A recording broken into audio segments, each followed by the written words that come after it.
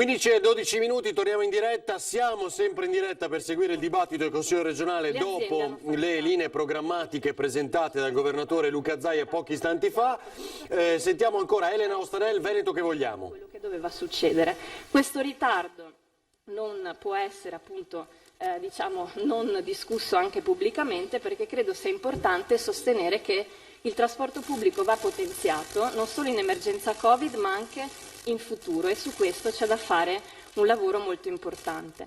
L'altro tema è il tema della casa, un altro elemento trasversale che abbiamo visto in epoca di emergenza, come ha colpito alcuni e non altri, a seconda della casa che avevano. Allora, se dobbiamo vedere la questione sociale, che secondo me oggi è il faro che ci deve guidare perché entreremo in un momento di crisi epocale, noi dobbiamo lavorare ad un piano per la casa pubblica. Anche questo manca nel documento. La Regione Emilia, la cito come esempio perché è una regione che conosco anche per questioni lavorative e conosco i documenti, ha messo 21 milioni di euro per un piano sulla casa pubblica per ristrutturare tutte le case di proprietà pubblica non ancora utilizzate, che invece vengono messe a posto dando dei fondi ai comuni.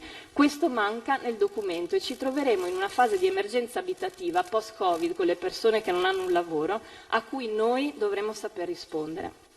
Chiudo con due punti, uno che si lega alla questione sanità.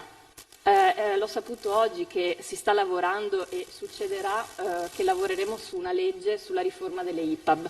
Ecco, dipende da che riforma sarà, perché stanno arrivando delle vertenze grosse da parte di operatori che lavorano nelle IPAB, come la Buon Pastore a Venezia, come a Papozze invece l'Opera Pia Bottoni, dove la gestione di queste strutture sta scaricando sui lavoratori, ma anche sulla qualità dei servizi, i costi della gestione di gare al massimo ribasso. Questa cosa qui deve finire, perché nel momento in cui ci sono degli utenti nelle IPAB i cui servizi non vengono garantiti con qualità e ai lavoratori viene chiesto di non essere pagati nelle notti ritenendole passive, noi ci troviamo di fronte a una situazione che chi pagherà per questo sono le famiglie che hanno le persone dentro le strutture gestite in questa maniera.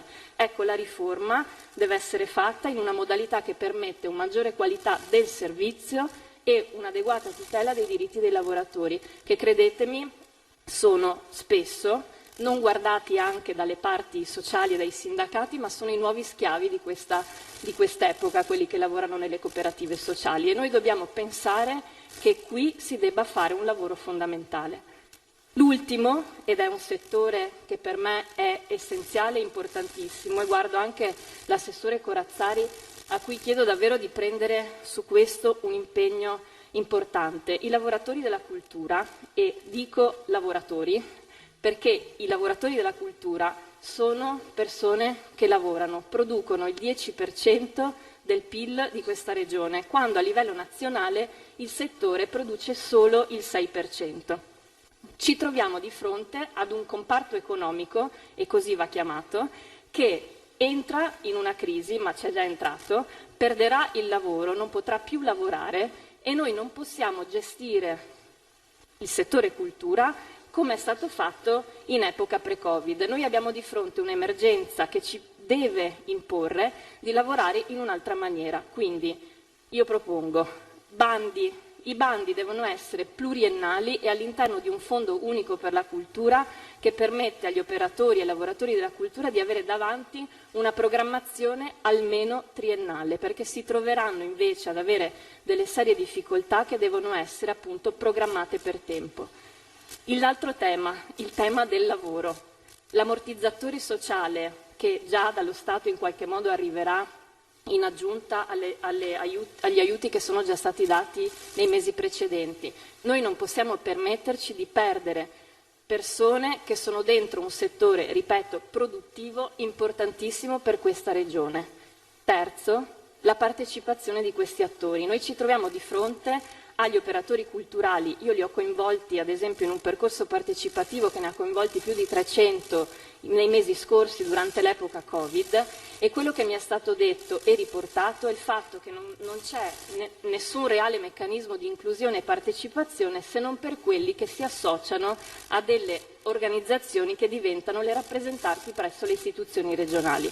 Ma questa regione ha un comparto di piccoli operatori culturali, teatri indipendenti, locali che producono musica dal vivo di un livello altissimo che noi come Regione dobbiamo sostenere in maniera forte e non possiamo permetterci di perderli per strada. Non possiamo nemmeno permetterci che invece grandi player gestiscano in subappalto i fondi e che in qualche caso siano anche poi gli enti che controllano la distribuzione di questi fondi. Questa cosa qui non va bene e va fermata. Ultimo, è sempre l'ultimo, ma questo sarà davvero l'ultimo punto, è il tema della scuola.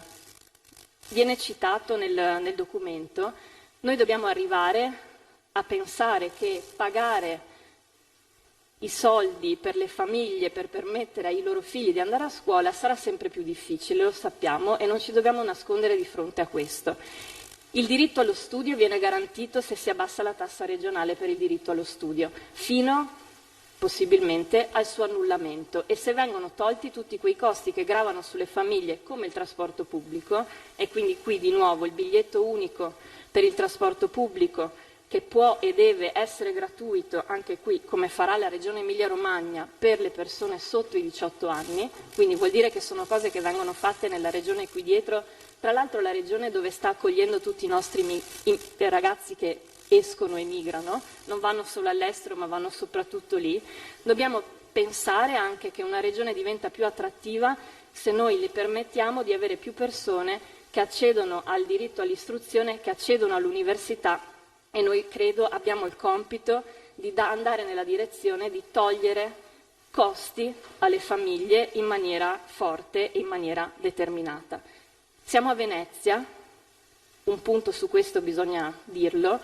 Venezia è una città che va tutelata in maniera forte. Rispetto al turismo, nel documento l'ho letto in maniera attenta, parliamo appunto di un turismo da influencing. Penso che invece in questa regione noi dobbiamo lavorare per fare in modo che la città come Venezia venga tutelata anche nella possibilità di avere un turismo che è accessibile ma allo stesso tempo permette ai suoi residenti di vivere in maniera felice, cosa che appunto negli anni precedenti non è stata fatta, e un'attenzione deve essere data. Vi ringrazio.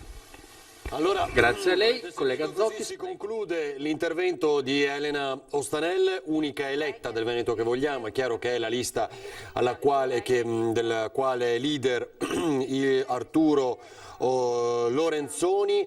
Zai avrebbe lasciato già il Ferrofini, ma di cui parlava di semplificazione.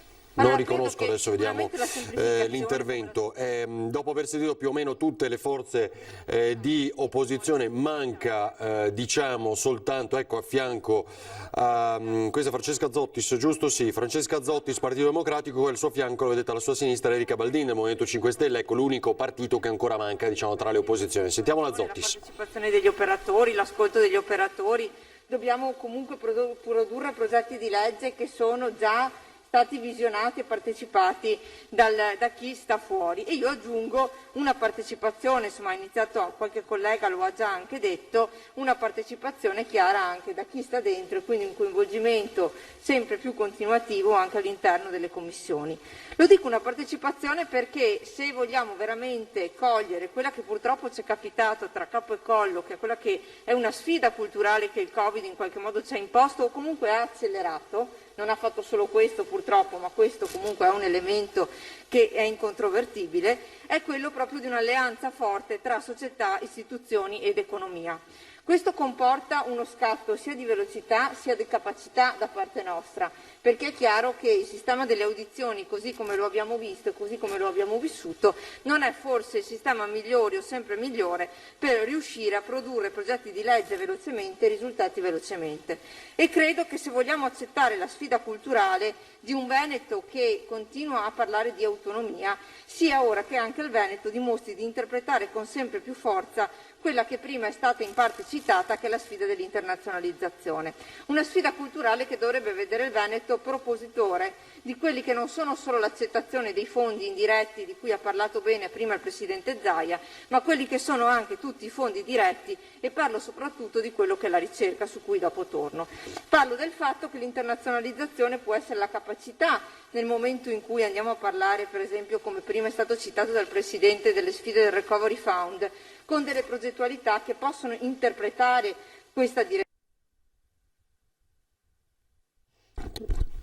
Allora, c'è un problema con lo streaming, vediamo se ora riparte, si riattiva. Questo per quanto riguarda, come dicevamo, il dibattito in Consiglio regionale. Eccola qui Francesca Zotti, se lo ricordo, Partito Democratico, e tra poco sentiremo l'intervista al governatore Luca Zaia da parte della nostra Ilaria Marchiori. Sentiamo Zottis. Il mondo produttivo col mondo universitario.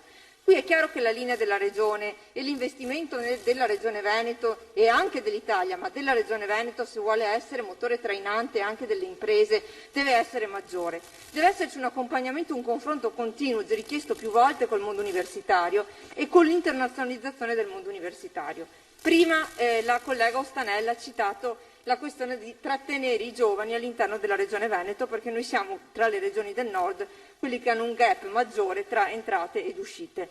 Bene, per l'attrazione della Regione Veneto sono sicuramente importanti le proposte che abbiamo sentito, come le proposte che vengono dal mondo sindacale universitario, che sono quelle di abbassare le soglie ISEE, di aumentare le borse di studio, di agevolare comunque anche chi risiede fuori sede all'interno per frequentare l'università, ma è anche importante che questa regione diventi sempre più attrattiva da un punto di vista industriale, e quindi è per questo anche che diventa centrale il rapporto di internazionalizzazione universitaria. Non è solo una questione né produttiva né politica, diventa una questione fondamentale per lo sviluppo di questo territorio, e diventa fondamentale quando noi parliamo e diciamo che avvieremo con Veneto Sviluppo delle misure di accompagnamento delle imprese.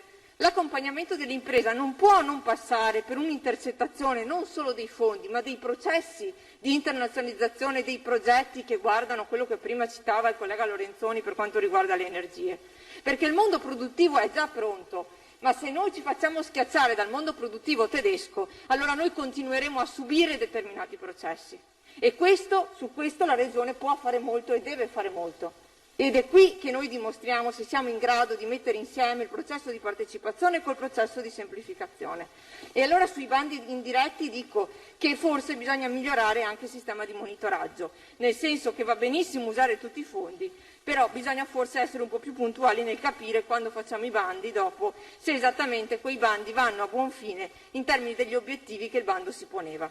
E faccio solo un accenno, perché lo conosco magari meglio di altri, al bando dei distretti del commercio. È sicuramente un bando positivo, è sicuramente un bando che ha permesso a molte amministrazioni di portare a casa denaro per rendere più belle le proprie città, ma tra bello e maggiormente attrattivo c'è un gap. E allora anche su quel bando io mi auguro ci sia una riflessione sul come rimettere insieme il pubblico e il privato, e sul fatto che ogni investimento che viene fatto all'interno di una città deve produrre o occupazione o benessere o bellezza. Non può essere che un'amministrazione pubblica non faccia con costanza un monitoraggio su questi elementi che io ho messo adesso come 3 principi, ma che possono anche variare, sui quali chiaramente deve esserci un processo di riflessione e di analisi puntuale. Lo dico perché attraverso le collaborazioni internazionali che noi insieme ad altre regioni possiamo comunque produrre ricchezza. Lo dico perché è il mondo del terziario che più volte, che occupa il 54% del PIL in Veneto, ci sollecita. E ce lo sollecita più volte dicendoci, proponendo quello che è stato accolto, che è l'osservatorio della sburocratizzazione, perché era una proposta, mi pare, di Confcommercio, che è stata accolta all'interno del programma, bene e giustamente, ma ce lo propongono mettendo proprio al centro, dicendo turismo, bellezza e rispetto del territorio, o dimostrate che siete in grado di portarlo a casa e quindi abbattete quello che è il consumo di suolo, abbattete quello che è il livello di inquinamento atmosferico, oppure i primi ad essere delusi dalla Regione Veneto saremo noi. Quindi quel mondo economico che ha sicuramente votato comunque in gran parte probabilmente per questo Presidente e per questa Giunta, perché i dati lo dicono, ma anche un mondo economico che mette un alto là. E giustamente, perché la politica o è a servizio di chi lo vota, oppure la politica è giusto che a un certo punto gli venga messo anche l'alto là. E allora dico che per quanto riguarda la parte anche di consumo di suolo, che è stata già ben citata più volte, c'è un problema, l'abbiamo anche detto, avevamo anche iniziato un percorso nel mandato precedente, che è tutta quella che è la programmazione della grande distribuzione. Noi non possiamo più subire la programmazione della grande distribuzione, non possiamo più subire i processi di e-commerce. Dobbiamo riniziare, perché questo svaluta il territorio. Se io inserisco una GDO su cui non so per quanti anni durerà, perché comunque ci sono stati dei processi di grandi centri commerciali di chiusura e sempre più forti sono questi processi. E nel momento in cui chiude, oltre a non aver garantito occupazione, aver lasciato a casa centinaia o migliaia di persone, ho anche dato un processo di svalutazione del patrimonio e del territorio in cui ho inserito quello stabile, oltre al tema del consumo di suolo, ma che essendo già stato citato prima lo lascio per ultimo, non per importanza, ma solo come tipo di ragionamento. E quindi da qui mi collego al fatto che abbiamo sicuramente fatto delle leggi che hanno fatto dei passini in avanti, ma sono delle incompiute, perché nel momento in cui parliamo di Veneto Parco e non inseriamo quello che ho detto prima, il Veneto, e non mettiamo a sistema realmente quello che è il sistema del trasporto col sistema del turismo, è inutile che parliamo di destagionalizzazione, perché non poniamo le condizioni proprio di funzionamento, di spostamento di quello che dovrebbe essere il soggetto che in qualche modo va in giro per il Veneto a visitare il Veneto anche nel periodo che non è proprio quello stagionale. E cerco di avvicinare su questo, poi mi ricollego al fatto che se noi vogliamo un Veneto Parco probabilmente dobbiamo cominciare ad avere, sempre in quel principio di partecipazione, uno schema diverso di modo di legiferare. Ci sono all'interno dello statuto, del regolamento della Regione Veneto e lo statuto, dei riconoscimenti speciali ad alcuni territori, cosiddette anche aree omogenee. Io credo che quel processo di legiferazione sulle aree omogenee debba cominciare a diventare un processo di legiferazione unito alla questione di Veneto Parco, complessivo di tutte le aree della Regione Veneto, anche per le questioni che prima ci citava quanto riguarda per esempio il turismo termale. Lo dico perché credo che questo sia un modo per razionalizzare e per pianificare meglio quelli che sono anche gli interventi, anche quelli commerciali, e lo dico perché credo sia un modo più rispettoso anche nei confronti degli amministratori locali, che si potrebbero vedere protagonisti effettivi di una pianificazione e di quelli che possono essere poi dei fondi per fare degli investimenti, e da parte dell'amministrazione regionale una maggiore possibilità di controllo e di destinazione di fondi non a pioggia ma destinati ad obiettivo. E poi cerco di velocizzare su alcuni elementi che ci sono all'interno del programma. Si parla giustamente di scuola, di istituti tecnici superiori, del fatto che bisogna dare maggiore spazio al mondo scientifico. Allora su questo di legalità, di cyberbullismo, è stato citato anche dal Presidente, su questo faccio un piccolo appunto, sempre nell'oggettività di dire rendiamo il Veneto più attrattivo. Uno è una questione per quanto riguarda la legalità di un maggiore impegno di spesa, l'abbiamo richiesto più volte per far funzionare quelli che sono anche degli organismi che esistono all'interno e che sono previsti all'interno del nostro Statuto. L'altro però è anche una programmazione che deve diventare sempre almeno triennale, perché altrimenti tutto ciò che viene proposto decade magari in eventi anche importanti di grande impatto comunicativo e emotivo, ma che lasciano poca traccia su un impatto di natura culturale e formativa. L'altro passaggio che voglio fare per avviarmi verso la chiusura è collegato all'accessibilità, ma connesso a quello che sta succedendo anche col Covid. Prima ho detto alcune cose, aggiungo che col Covid sono anche esplose alcune emergenze. Prima giustamente veniva citata la questione femminile, veniva citata la questione della povertà. Io aggiungo che c'è un impegno che noi dobbiamo prendere se vogliamo il Veneto attrattivo e rendere quindi tutti nelle stesse condizioni per girare il Veneto, per potersi muovere oltre il Veneto, per poter star bene, per vivere con un minimo di dignità, che è quello chiaramente della disabilità e della disabilità psichica. Io spero che nel presentarsi con la quinta commissione ci possa essere un percorso non solo di informativa come quello che abbiamo visto oggi e concentrato su alcune parti che riguardano la problematica Covid, ma una riflessione più profonda su tutto quello che sta succedendo nelle famiglie che non trovano sempre, purtroppo anche per il lockdown, o che non hanno trovato sempre un sostegno per quanto riguarda proprio i pesi che chi subisce, chi ha all'interno della propria famiglia cari con disabilità e soprattutto con disabilità psichica, che sono di vari livelli. Sull'autismo è stato fatto anche un manifesto che credo possa essere ridiscusso, che va proprio imperniato anche nella situazione che stiamo vivendo. E aggiungo che sulla situazione Covid altri due aspetti che io mi auguro possano essere approfonditi, perché abbiamo dimostrato alcune debolezze, sono uno, la questione delle case di riposo, che si possa portare avanti comunque anche il lavoro precedente in cui andiamo ad analizzare realmente cosa è successo e cosa sta succedendo, perché è bene che si facciano maggiori tamponi. Però ho letto prima sul giornale dell'Amico del Popolo che 3/4, mi pare sia a Ponte nelle Alpi, 3/4 degli ospiti sono malati e metà personale è malato. E quindi è una situazione che è ancora in fortissima fibrillazione. La riforma è importante, è chiaro che ha ragione la collega, dobbiamo leggerla prima di esprimere un giudizio, però a questo probabilmente va accompagnato anche un presidio sempre più costante su questo e su tutto quello che è il settore prevenzione.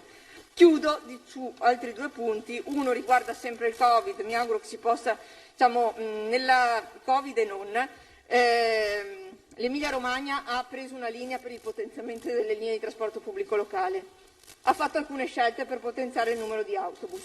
Mi auguro ci possa essere uno stesso processo di confronto con le aziende per poterlo portare avanti e non solo su questo. Più volte viene citato all'interno del documento la questione dei costi standard, che credo sia fondamentale e importante soprattutto nel processo che si sta portando avanti col Ministro Boccia dell'autonomia, ma penso che allora sia, come è stato previsto nel piano del trasporto pubblico locale, prioritario e immediata la revisione della legge 25 per proprio andare in quella direzione e in una direzione che guardi ai reali fabbisogni anche della gomma, perché abbiamo parlato del ferro ma non abbiamo parlato della gomma, ne parlerà poi qualche altro collega successivamente, sulla quale vorrei un punto di riflessione un po' più puntuale. Chiudo dicendo che prima giustamente qualcuno ha fatto, il collega Lorenzoni, faceva riferimento alle risorse europee, del MES, del recovery. Allora, il MES è chiaro che è una situazione spinosa e che ha creato contraddizioni all'interno sia della maggioranza che della minoranza. Però sta a noi usare gli strumenti finanziari in modo adeguato. Non si creano debiti nel momento in cui si creano processi, e l'ha detto il Presidente, processi di investimento sui quali abbiamo già chiaro quali sono le ricadute sociali e occupazionali. Si creano debiti nel momento in cui si sta fermi.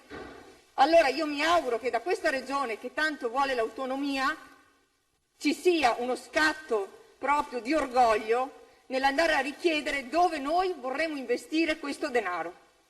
Perché il denaro esiste e per scontri politici e partitici per me è inaccettabile perdere anche un euro nel momento in cui c'è un livello di povertà come quello che abbiamo sentito prima dalla collega Ostanel. Chiudo con questo e facendo un'altra proposta che unendomi alla collega Ostanel, che è quella di riprendere il progetto di legge che era stato presentato in sesta commissione sul bilancio di genere, proprio nella direzione in cui la collega ha indicato prima. Vi ringrazio e auguro a tutti buon lavoro. Dunque si conclude così l'intervento di Francesca Zottis ed ecco Erika Baldin, allora Movimento 5 Stelle, come detto, e si conclude anche l'opposizione in qualche maniera, poi ci sono altri rappresentanti ma hanno parlato tutti i volti dei differenti partiti. Sentiamola. 2020-2025, nell'averlo già sfogliato e studiato, devo ammettere che in linea di principio i contenuti delle linee programmatiche tracciate dal Presidente Zaia ci trovano concordi nelle intenzioni mostrate. È veramente una bella sfida che il Movimento 5 Stelle raccoglie con entusiasmo anche dai banchi dell'opposizione, ma sempre con spirito costruttivo e collaborativo. Accingersi a costruire e a sostenere una serie di misure pensate infine per il benessere dei cittadini di tutto il Veneto.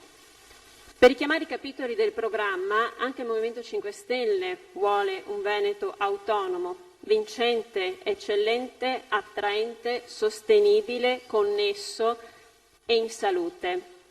E se proprio una critica può essere mossa alle buone intenzioni, dal nostro punto di vista, nell'assunto che il risultato non cambi, noi certamente modificheremo l'ordine dei fattori, mettendo l'uomo al centro, al primo posto, partendo dal suo benessere e poi arriviamo a migliorare ciò che lo circonda. E quindi innanzitutto ben venga a un Veneto in salute, un Veneto sostenibile e un Veneto connesso. E poi anche un Veneto autonomo, eccellente, vincente e attraente. Per rimanere come primo punto sulla salute, riprendo quella che è la massima sapientemente riportata nel programma di Arthur Schopenhauer. La salute non è tutto, ma senza salute tutto è niente.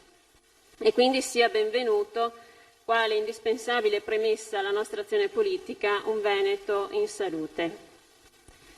Condividiamo un'azione politica volta, e qui mutiamo i concetti espressi dal Presidente, ad una sanità ultraconnessa a chilometri zero, anche per l'abbattimento delle liste d'attesa, così come la volontà di continuare ad investire in sanità e in ricerca scientifica, a un sistema sanitario della nostra regione che si basi su un modello di tipo socio-sanitario in cui la componente assistenziale territoriale assume una rilevanza vitale per l'intero insieme. Ciò risulta consono a garantire una adeguata assistenza alle persone che non dovranno mai essere lasciate sole, ma richiede un nuovo sistema di long-term care, termine anglosassone in cui si comprendono tutti gli interventi di natura sanitaria o assistenziale a favore delle persone anziane o disabili non autosufficienti. Nel contesto sanitario l'emergenza Covid ci ha insegnato che in ogni momento è sempre indispensabile farsi trovare preparati al peggio. L'impreparazione può provocare danni inimmaginabili alle persone. Il sistema sanitario deve essere in grado di resistere ad una potenza d'urto formidabile, mettendo in campo mezzi e personale in quantità adeguate. Perciò occorre tenere presente che gli ospedali sono un punto di riferimento per il cittadino e affinché continuino ad esserlo devono rimanere vicini ai cittadini dei territori più svantaggiati, in primis zone di montagna e isole. Centralizzare gli ospedali significa discriminare tra cittadini con servizi migliori e cittadini con servizi inadeguati, partendo dal presupposto che le tasse le paghiamo tutti in egual misura. Anche per questo la nostra particolare attenzione va al mondo della disabilità, e mi fa piacere averlo sentito da più voci in quest'Aula oggi, verso chi in questo periodo ha sofferto maggiormente, agli anziani, alle famiglie più in difficoltà. Abbiamo ascoltato le storie di chi vive ogni giorno enormi ingiustizie, dalla scarsità di strutture specifiche per autistici, ad esempio, le cui famiglie sono costrette a sobbarcarsi dei maggiori costi per il benessere e le cure dei loro figli, senza aiuti da chi è maggiormente attrezzato per fornire loro assistenza. Familiari che devono provvedere ai bisogni di chi vive in casa con loro, per insufficienza di posti nelle strutture ospitanti, e così tanti si trovano ad assistere genitori, nonni, parenti, improvvisandosi assistenti sanitari. La vera sfida è quella di assicurare ad ogni cittadino veneto un'assistenza il più possibile continuativa e onnicomprensiva. Un altro punto per me molto importante, il Veneto sostenibile, carbon free e plastic free. Queste parole sono musica. Già in tempi non sospetti avevo depositato un progetto di legge sulla riduzione della plastica monouso e sull'incentivazione delle rivendite di prodotti alla spina, progetti mai approdati alla discussione. La stessa sorte anche per un progetto di legge sulle colonnine di ricarica per auto elettriche. Questi concetti appartengono alla nostra visione del mondo, in sintonia con la natura e la salute. Riteniamo però che si stia facendo ancora troppo poco per limitare la nostra impronta ecologica, nonostante la consapevolezza delle difficoltà che comporta invertire un sistema consumistico in cui noi siamo nati e cresciuti. Un'azione concreta in questo senso che si può fare e subito è il diniego all'ampliamento dell'impianto di Fusina, progetto contestato da larga parte del territorio veneziano, soprattutto perché significa non voler vedere il problema, nascondere la polvere sotto il tappeto. È arrivato ora il momento di rimuovere la polvere, aprire le finestre e finalmente respirare aria pulita. Altro punto fondamentale, trasporto pubblico locale capillare, senza distinzioni tra cittadini di serie A e cittadini di serie B. La passata legislatura verrà ricordata per la fine del progetto dell'SFMR, Un progetto nato negli anni '80, si pensi che il primo protocollo d'intesa tra Regione, Ferrovie dello Stato e Ministero dei Trasporti è stato firmato nel 1988. Io non ero ancora nata. Questo progetto ambizioso, una cura del ferro, che prevedeva di collegare il Veneto e i Veneti con interventi quali l'eliminazione dei passaggi a livello, la creazione di nuove stazioni, l'orario cadenzato, eccetera, è stato realizzato però solo in minima parte, questo lo sappiamo. Purtroppo nel 2018 è stato di fatto abbandonato dalla Regione. Questa nuova legislatura dovrà allora essere dedicata a una nuova sfida per la mobilità pubblica e sostenibile, capillare nel territorio regionale, senza distinzioni tra Veneti di Serie A e Veneti di Serie B. Ci sono ancora nel nostro Veneto territori mal collegati o del tutto scollegati dove non ci sono alternative al mezzo privato. Questi territori devono essere connessi al loro interno e al resto della Regione. Si tratta di un obiettivo ambizioso che richiede investimenti importanti e coraggiosi. Noi crediamo che questi interventi vadano fatti, li chiediamo con forza e li sosterremo nel corso di questa legislatura. Un primo passo che si può subito mettere in pratica, e l'ho sentito nominare anche prima, è l'introduzione di un biglietto unico per tutti i mezzi di trasporto all'interno del territorio regionale. Si tratta di unificare le tariffe e il sistema di bigliettazione delle oltre 30 aziende del trasporto pubblico locale e ferroviario, in modo tale che ogni viaggiatore possa acquistare al momento della partenza un unico titolo di viaggio, indipendentemente dal numero di mezzi che dovrà cambiare. Una piccola rivoluzione in grado di rendere la vita più semplice ai nostri pendolari e ai milioni di turisti che ogni anno visitano la nostra regione. Dal 15 luglio scorso, con il voto del Consiglio regionale, il biglietto unico è finalmente entrato a pieno titolo nella programmazione della Regione Veneto, all'interno del piano regionale dei trasporti. Riteniamo altresì importante che il biglietto unico sia citato come progetto strategico all'interno di questo programma di governo. Ora si tratta appunto di realizzarlo. Ultimo punto importante, l'importanza della digitalizzazione come nuova frontiera del lavoro e base di partenza per le imprese. Questa epidemia ha consentito al Paese di premere sull'acceleratore del digitale, divenuto oramai un'esigenza imprescindibile per il lavoro, la scuola e le imprese. Ci siamo scoperti impreparati a cogliere le opportunità, ma la consapevolezza di ciò, siamo convinti, ci darà la spinta per non perdere i treni del futuro.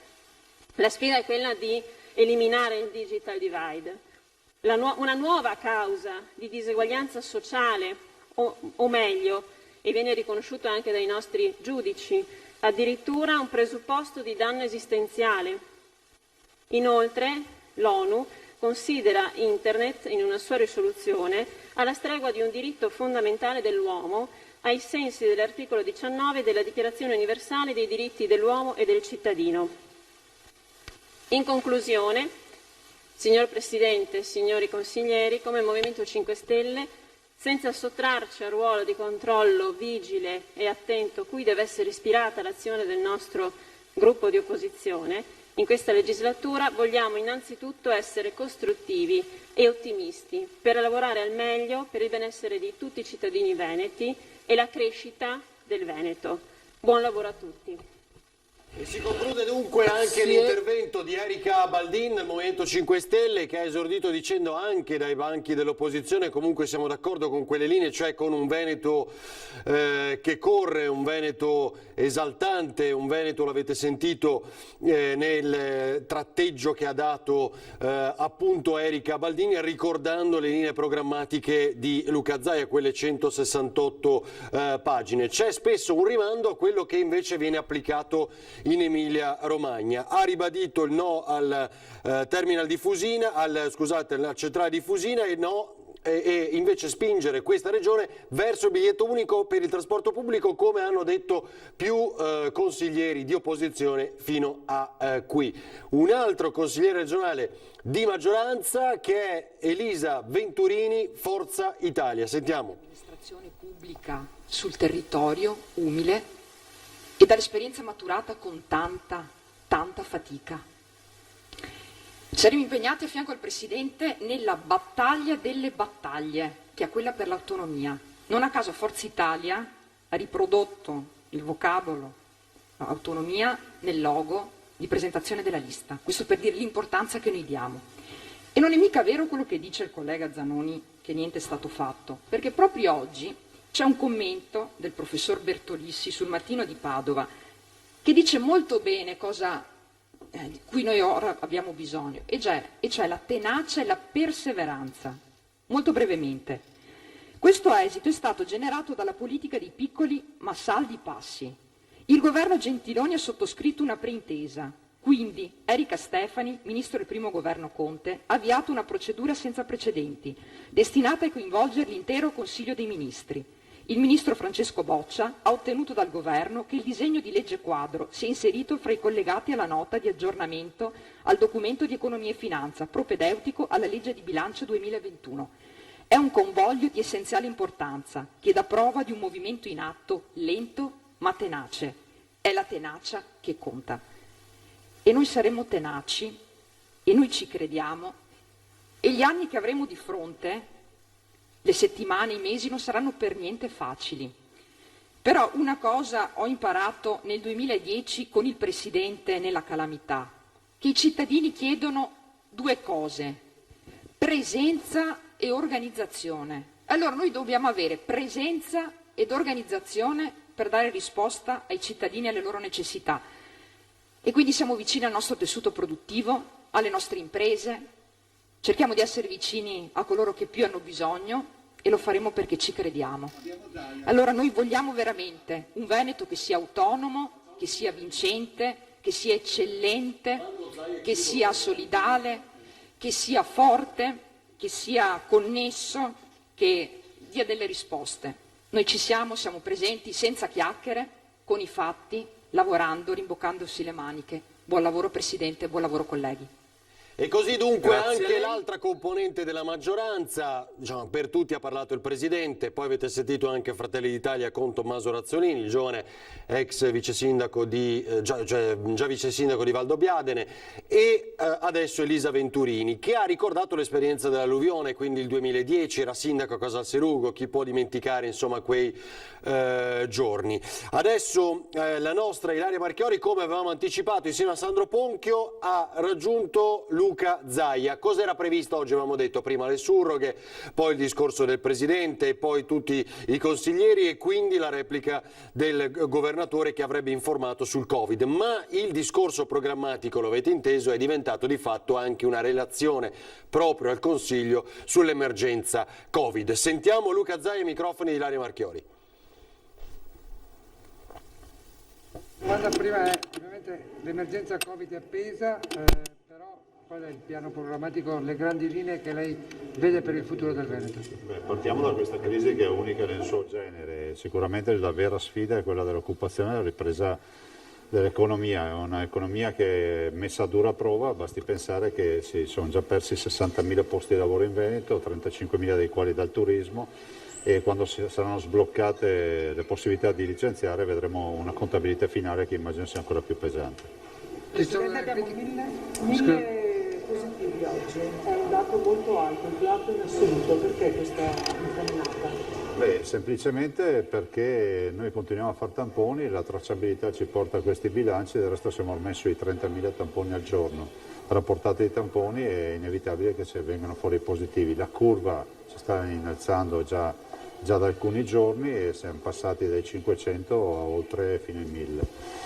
Continuiamo col contact tracing, ovviamente oltre certi limiti poi non si riesce più a realizzare perché poi sono 20, 30.000, 40.000 tamponi in più al giorno. Sì, comunque il numero delle terapie intensive rispetto a ieri sera è variato, quindi non abbiamo ancora timori per lockdown locali per quanto riguarda il Veneto. Al momento no, al momento assolutamente no. Guardiamo con attenzione, come vi ho detto nei scorsi giorni siamo in uno stato di preallerta, ovviamente 1 migliaio di persone positive è un ulteriore allerta, un ulteriore warning che seguiamo. L'unica cosa che possiamo fare è essere pronti con gli ospedali e continuare con il tracciamento. Del resto il numero di tamponi che facciamo penso che sia ancora a livello nazionale il più presente, più pesante rispetto agli abitanti che abbiamo. Il ripristino dell'unità di crisi per No, perché domani devo fare un'unità di crisi per adottare il piano, come soggetto attuatore, adottare il piano che ho presentato ieri.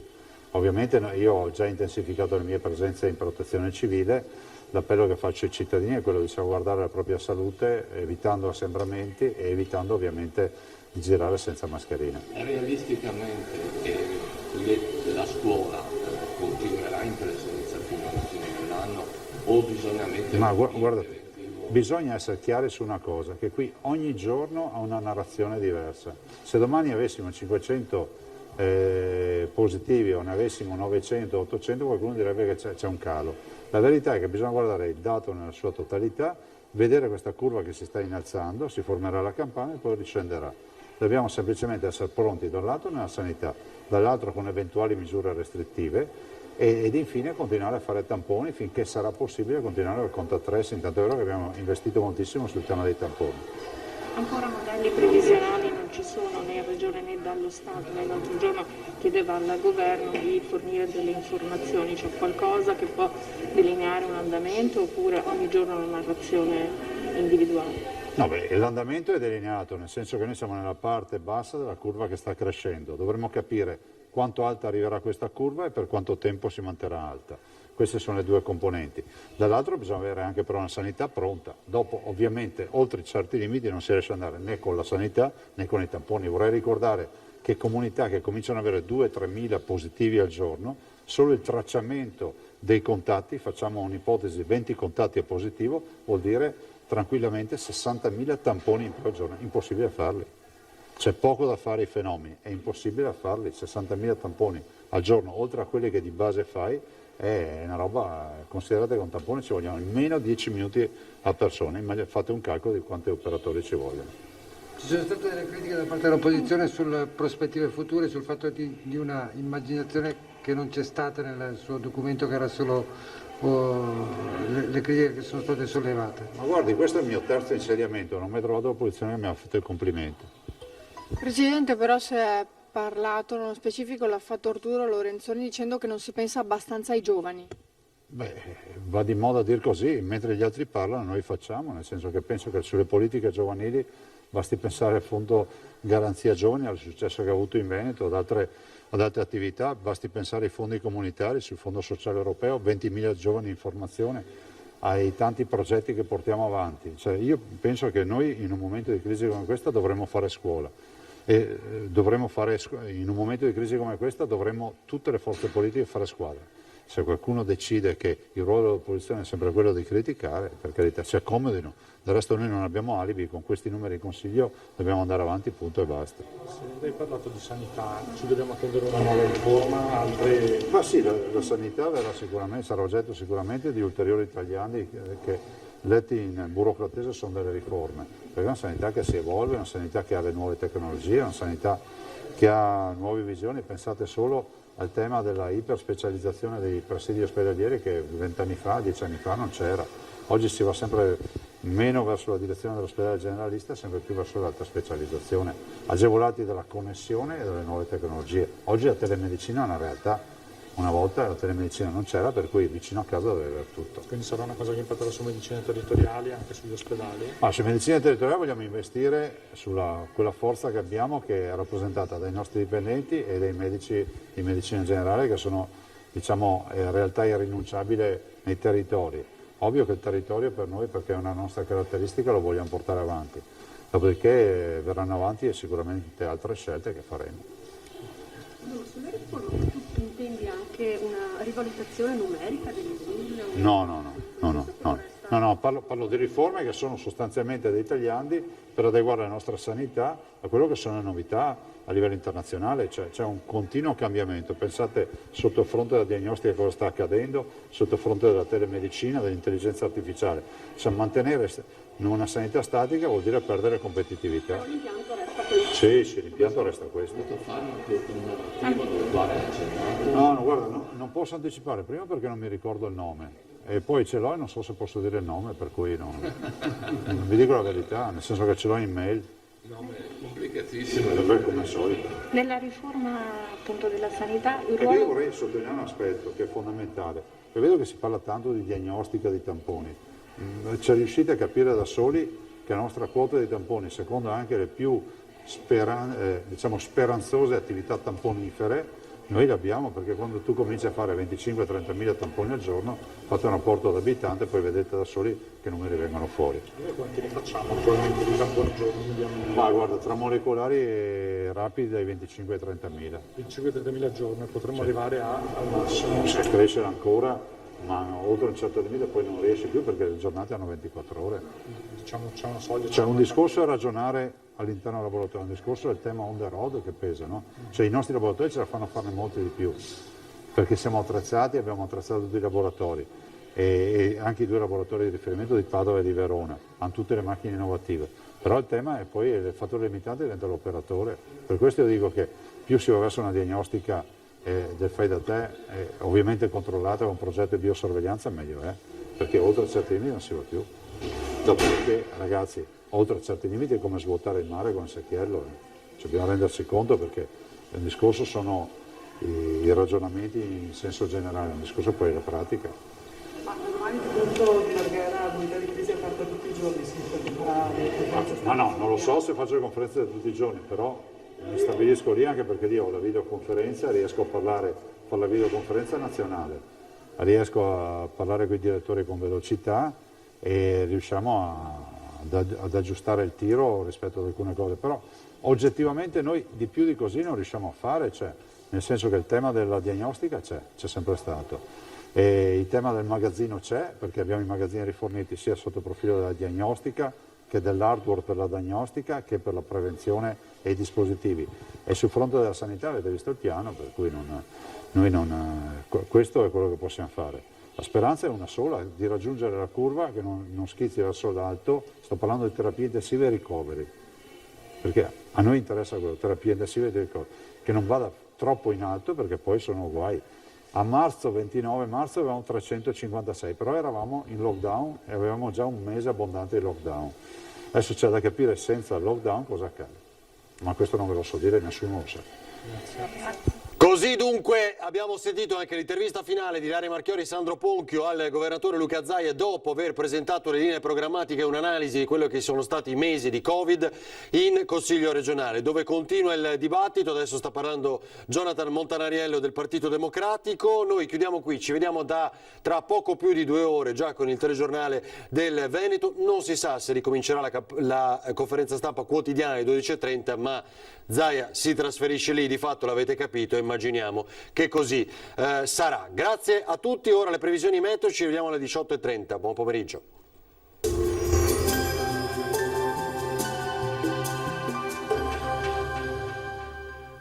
Società Agricola Torresan. Dai nostri animali nati e allevati nel cuore del Montello produciamo solo carni e salumi genuini. Nuova apertura a Ponzano Veneto. Benvenuti al meteo. Ancora moderata alta pressione sul nostro territorio, sia pure con qualche nebbia. Il dettaglio di mercoledì 21 ottobre. Sul Veneto condizioni di tempo stabile, anche in prevalenza soleggiato, salvo al mattino locali nubi basse e foschie in pianura e sulle vallate, localmente anche fitte, specie sui settori più meridionali della nostra regione, in dissolvimento però con il passare delle ore, non sono attese piogge. Temperature in lieve aumento, minime tra 8 e 10 gradi, massime invece tra i 15 e i 19 gradi. Ci spostiamo ora sul Friuli Venezia Giulia, in mattinata sarà nuvoloso sui settori montuosi anche con locali piovaschi, a seguire sarà più soleggiato. Temperature minime fino a 13 gradi, massime sui 16-18 gradi.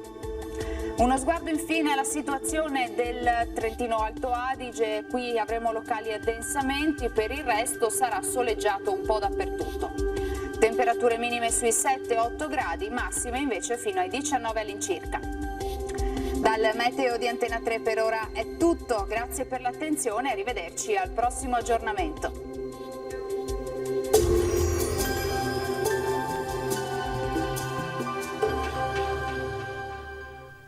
Società Agricola Torresan. Dai nostri animali nati e allevati nel cuore del Montello produciamo solo carni e salumi genuini. Nuova apertura a Ponzano Veneto.